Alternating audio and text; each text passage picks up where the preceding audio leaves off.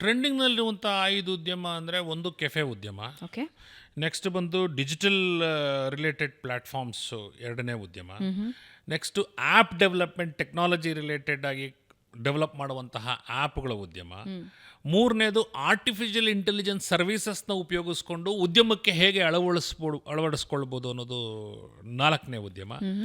5ನೇ ಉದ್ಯಮ ಬಂದು ಆಫ್ಕೋರ್ಸ್ ರಿಯಲ್ ಎಸ್ಟೇಟ್. ಅದು ಯಾವತ್ತು never ending. Never ending. Okay, ಸ್ಕ್ರ್ಯಾಚಿಂದ ಯಾವುದಾದ್ರೂ ಒಂದು ಉದ್ಯಮನ ಶುರು ಮಾಡಬಹುದು ಇವತ್ತು ಅಂದರೆ, I don't have any bank balance, zero ಇದ್ದೀನಿ ನಾನು ಅಂತ ಅಂದ್ಕೊಳ್ಳೋರು ಇವಾಗ ಒಂದು ಉದ್ಯಮದ ಬಗ್ಗೆ ಯೋಚನೆ ಮಾಡಬೇಕು. ಯಾವ ಉದ್ಯಮ ಶುರು ಮಾಡ್ಬೋದು? ಸಿಂಪಲ್ ತರಬೇತಿ. ಓಕೆ, ಇವತ್ತು ನೀಡಿದೆ, ಓಕೆ, ಸ್ಕಿಲ್ ಬೇಕು ನಮಗೆ. ನೀವು ಯಾವುದೇ ಉದ್ಯಮ ತಗೊಳ್ಳಿ, ನೀವು ಯಾವುದೇ ಉದ್ಯಮ ತಗೊಂಡ್ರೂ ನಮಗೆ ಬೇಕಾಗಿರೋದು ಸ್ಕಿಲ್ಲು. ಸ್ಕಿಲ್ ತರಬೇತಿ ಸೆಂಟರು. ಅದಕ್ಕೆ ಬೇಕಾಗಿರೋದೇನು, ನಮಗೆ ನಾಲೆಡ್ಜ್ ಇರಬೇಕು, ಟ್ರೈನಿಂಗ್ ಶುರು ಮಾಡಬೇಕು.